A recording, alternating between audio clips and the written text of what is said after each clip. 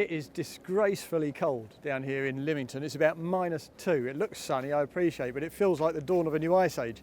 But I'm very stoic and brave, and I've come down here to Lymington to see the guys at Offshore Powerboats because they got the new Flipper 900 DC down here on the water for a sea trial. Now, Hugo took a look at this boat in Southampton at the boat show and was very impressed with what he saw. And I've been to Finland over the years quite a lot, and I know for a fact that the ergonomic sophistication of these day cruiser style boats is second to none from that part of the world. So I'm very excited to step on board, take this out on the water and get a real feel for what this boat is all about.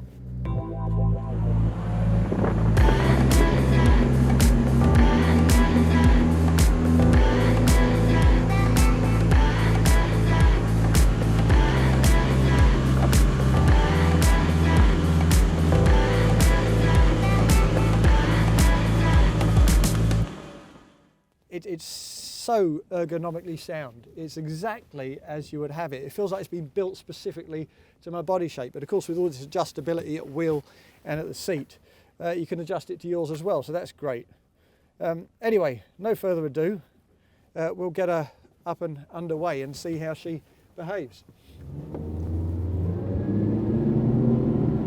And there's plenty of grunt with those twin 225s. We're playing in 4.5, 5 seconds, passing 30 knots in about 8. Give her a little bit of trim. Actually, she doesn't need too much trim at all. Give her a little too much trim and she starts to just aerate those props a little bit. You start to froth a little. But just a couple of notches of trim just to lift that bow. And she runs very nicely. We ease her back.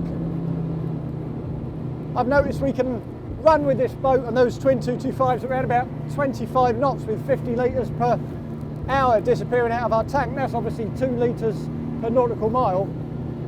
We got a 440 odd litre tank, so you know, with a safety margin in hand of 20%, that's about 360 litres. So you'll be looking at a range of about 180 nautical miles at cruising speeds, and that's pretty impressive. I've tried these twin 225s on boats that weigh about a tonne less than this, and we've generally looked at a cruising sweet spot of around about 2 litres per nautical mile. So to get it on this boat, which weighs, I guess, all in with engines and fluids, best part of 4 tonnes, is very impressive indeed. There's trimmer in a touch and we'll swing her round to starboard.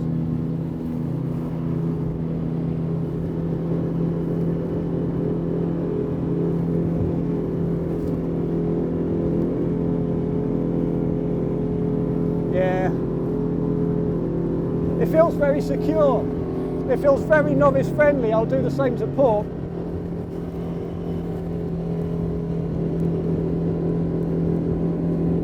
There's a good bit of hill, there's lots of grip, but it's not the sort of grip that's terrifying in any way. You don't feel like you're going to get suddenly grip at the water shapes and get popped over the top side there. It's very, very novice friendly, as you'd expect of a boat from Flipper. Now we trim her out and a little more and put the throttles down, try to push on towards the top end. We should see in excess of 40 knots, around about 43. And as I'm doing so, I mean, even on the bolster, the wind is getting scooshed straight over my head. It's very impressive. I'm not feeling that at all. So it's very effective indeed. We do also have a guy sitting on the aft bench at the moment, and I don't think he's quite so warm, despite the fact that that screen extends way aft. But he's built from stern stuff, so he'll survive. We'll get him a cup of tea when we get back alongside. Now, because this boat has twin 225s, there's no joystick on this test boat. We do, of course, have the twin throttles, and we also have the bow thruster there, so it's pretty easy to manoeuvre it at close quarters in the marina. But as I say, you've got plenty of engine options here. We're getting 44 knots out of this test boat with its twin 225s. You can up that to twin 250s or 300s. Apparently with the twin 300s you can get about closer to 50 knots out of it, and of course you get the option of joystick control there for about £12,000. A lot of money, but a lot of people obviously go for that. And if you prefer a single rig, there's also a 350 and 400 horsepower option. But I have to say, it's not an outright speed machine this, but it's a very well behaved boat. It's a very comfortable boat. It's a very reassuring family boat with a deep set, safe, secure cockpit and a really user-friendly helming experience.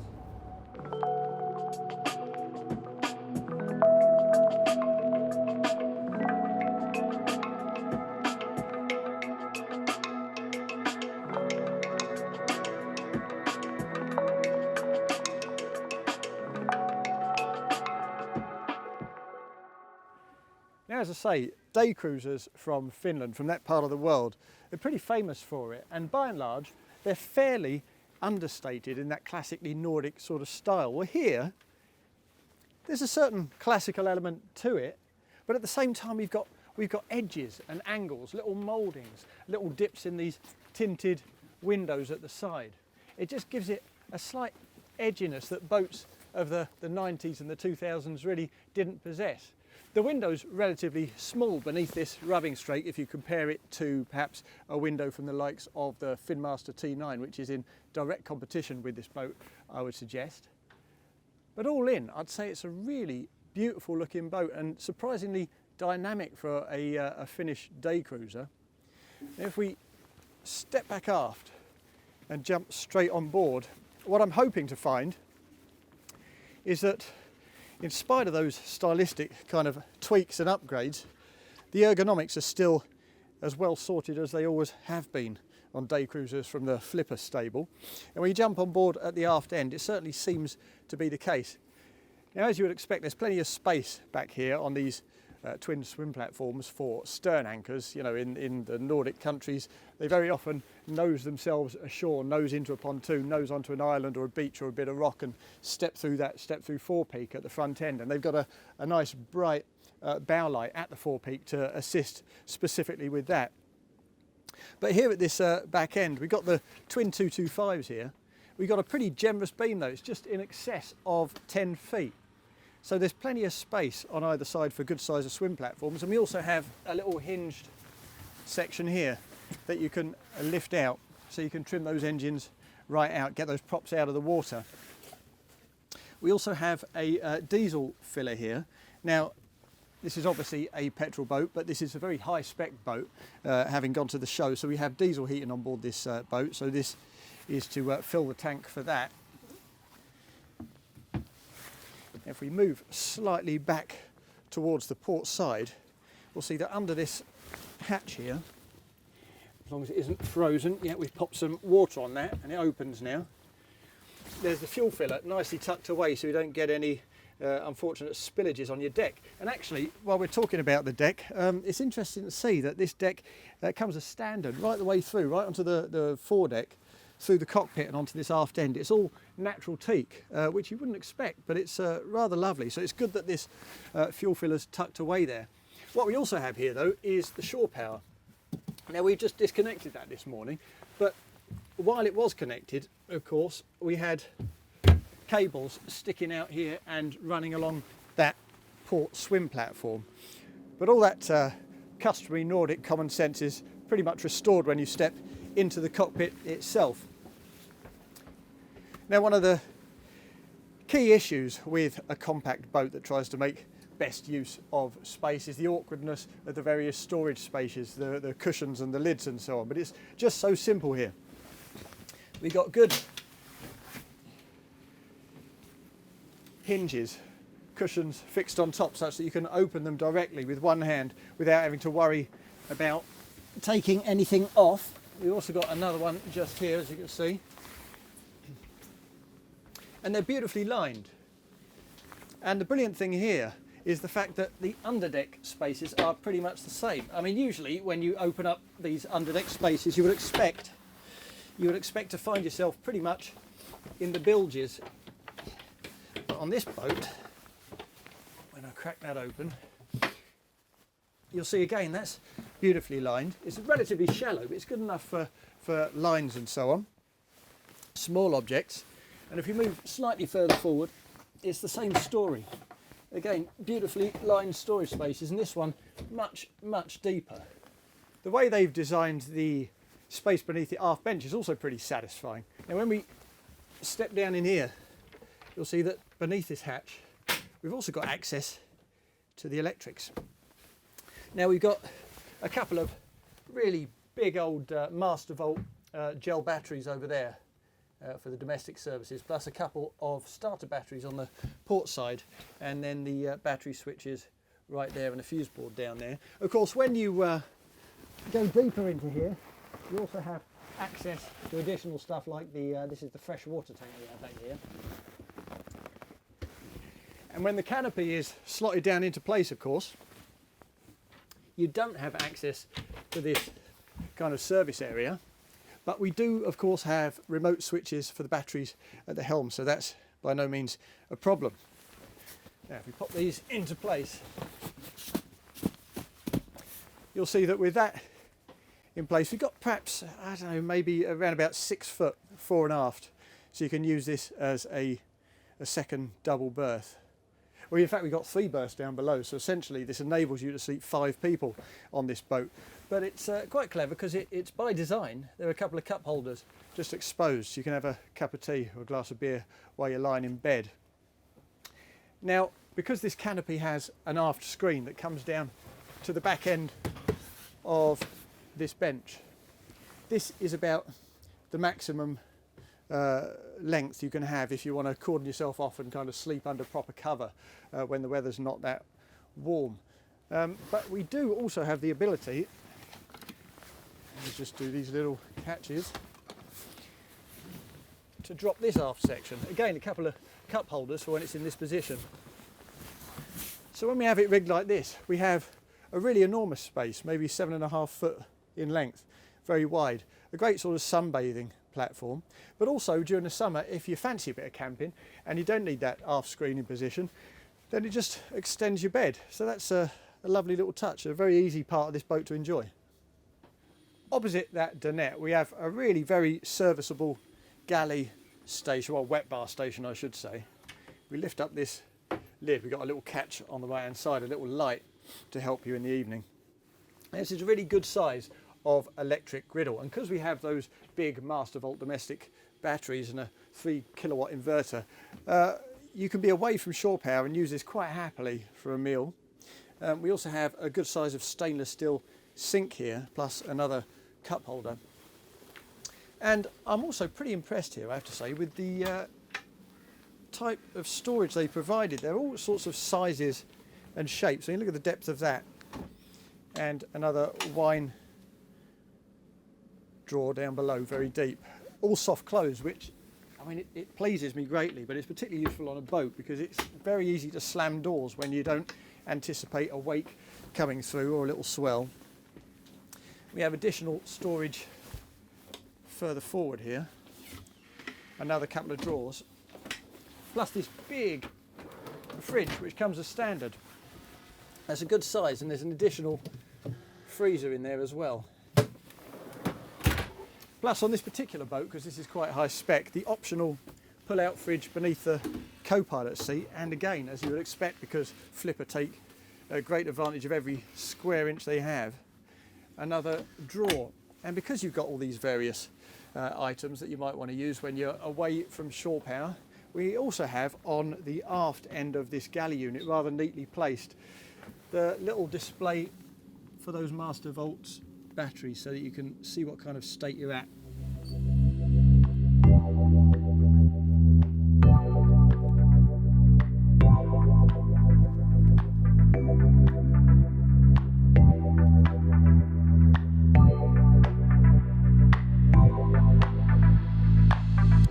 Well, we're out on the water now. We've had a little play. It's still about minus 68 degrees centigrade. So I'm not sure my jaw's properly working. I'll do my very best to describe my findings here at the helm. And it's a pretty impressive helm actually. The co-pilot seat, or I should say the second co-pilot seat to port, has the same calibre of offshore seat as the other two, with these fantastic little lateral braces that really hold you in position. It's superb. We've also got a little lever here when we shift it forward to give ourselves some clearance, so you can twist that face it inboard, really sociable, face the rest of the guys on that after net there in the cockpit. Let's twist that back into place. A couple of speakers here too, and plenty of storage spaces, small and big. We've got a little USB charger here for your various bits and bobs in there, extra trays on top. And down below, actually, I know I've talked a lot about the storage on this boat, but even right up here at the co-pilot seat, we've got a really beautifully lined tray, and that's screwed into place. If you want to remove that, you can do so with a screwdriver, and then you've got access to the various piping, the sump pumps for the shower, which is on the other side of that little moulding there. Let's shut that up, get ourselves across to the other side, to the helm itself. I should mention these rails are excellent too, actually. Kind of leather lined, really sturdy, quite classy looking. But as I say, a lot of the fit out of this boat does feel distinctly premium. And actually it's built in Finland rather than in Eastern Europe like a lot of the competition. We see these at fin boat shows fairly regularly, and that's because, you know, they're designed in Finland, built in Finland, they're proudly Finnish, and that shows through in the quality of the construction and the fit out, as I say. Now over here at the helm itself, we have another couple of these seats. We have steps there in the centre that go up onto the foredeck, again teak lined, but you find when you're sitting in the primary co-pilot seat here, these are really good little ledges to put your left foot on, or when you've got your bolster up, again you can really push yourself into that position using these steps, so that's nice. And again, another one of these little grab handles. But actually this helm is relatively pared back. I mean, all the switch gear is down here beneath that handle next to the VHF. It's all quite cool, quite modern, quite low profile, which is nice. Feels quite techy. I like it a lot. And it doesn't get in the way of the important stuff, like this big glass bridge with your two 12-inch plotters there. We've got a remote down here as well for those plotters, those Simrad plotters. The VHF to the left-hand side of your wheel. The wheel is, of course, fully adjustable, as you would expect from Flipper. And not least, that's of benefit because you can arrange it for comfort, whether you're down low or perched up on the bolster like that, or you can even put it up nice and high and take advantage of the fact that this is a properly open boat and stand yourself up and still feel comfortable, everything falling to hand. And arguably this is not a position to be driving in when it's as cold as it is today, but it's welcome nonetheless. Impressive though this deep set cockpit is, and fun though that drive is, on a boat like this, a day cruiser, a traditional style day cruiser with a fully covered bow, you need the accommodation to be equally impressive. So let's pop straight down and take a look at that. Through this tinted sliding glass door, there's a good aperture overhead, so you can slide yourself down in without hitting your head on that. Headroom once you're down in here, I mean, there's a 6-footer with no shoes on. You've got to slightly bend a little. I guess you've got about 5 foot 10 inches here. But it's nicely lined. It's good fabrics. The quality actually all round here, again, just like on the external deck, is very good indeed. Now, as you notice, I at the very outset, I said that this boat felt a little more modern, maybe slightly edgier than you might expect from the classically understated Finnish boat building industry. And you come up here into the bow and there's plenty of light from above, but rather than use just clear windows or tinted windows, you've got a kind of slightly odd chevron-y style pattern that kind of filters the light a bit so you don't get blinded by it. But you can see that they've really gone to the effort to make this look and feel quite starkly modern. What I really love in this cabin is what's underneath the mattress. I'll scoosh myself straight back down. Now you might expect this having seen elements of the rest of the boat already, but one-handed opening and then just cavernous space. A huge central section that contains those kind of suede curtain sections I was talking about, plus the infill for that cockpit. And then again, really, really deep sections on all sides, beautifully lined.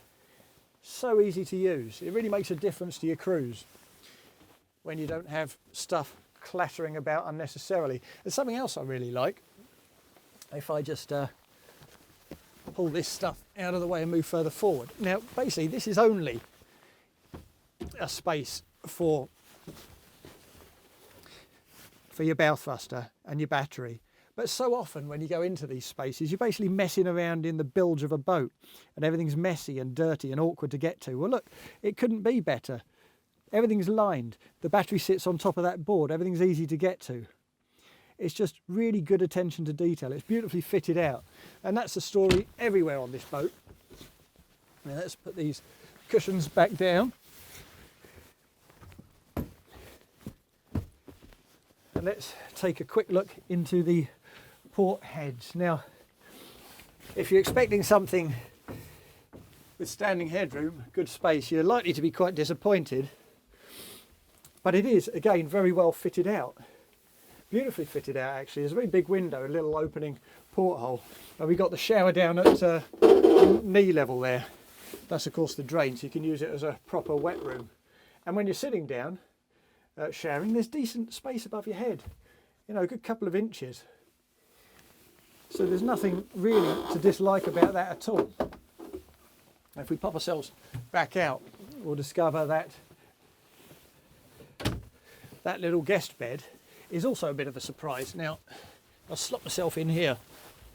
I mean, it's quite possible on the forward bed you can choose to put your head forward or your head aft because it feels pretty much level. Here, because we have that cockpit sole dropping down, you're definitely going to want your head forward, and of course you have lights for that. We also got a bit of cushioning up here, but this is quite hard on this section if you want to use this for sleeping in. As I say, it's not huge, somewhere between a single and a double, but certainly good enough for your kids, and certainly good enough for a couple of very cosy adults. We also have the heating vents if you spec the diesel heating, which they have on this boat. As we suspected then when we first saw this boat at the Southampton Boat Show, the Flipper 900 DC has a hell of a lot going for it. But of course you have to qualify that by putting it in its proper market context and talking about price. Now this test boat can be yours for £205,000 including VAT, but that's a very high spec boat. I mean, it's got pretty much everything on it. We've got underwater lights, air conditioning, diesel heating, we've got an uprated sound system, the Master Volt batteries with a 3 kilowatt inverter, we've got the zip wake, the bow thruster, the plotter remote. It really is a very high spec boat indeed. If you don't need all of that stuff and you're happy to go with a more base package, well, that's still pretty high spec from Flipper. That can be yours with the twin 225s for £181,000 including VAT.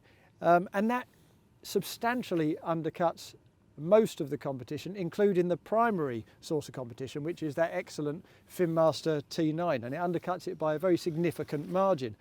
In short then, I like this boat a very great deal, and most people who set foot on it will also like it. My only reservation is the fact that I happen to know that Flipper also does a 900 ST, where you have 2-berth cabin forward and you have a kind of almost Axopar style cabin for two set aft with a natural division between the two and a kind of hard top that can feel open or closed. I'm a little bit in love with that 900 ST, and I might be inclined to investigate that. But that's a story for another time. As things stand, I'm happy with this boat. It's delivered everything we expected and hoped of it. And if you give it a test drive, I do not doubt that you'll be very happy you did.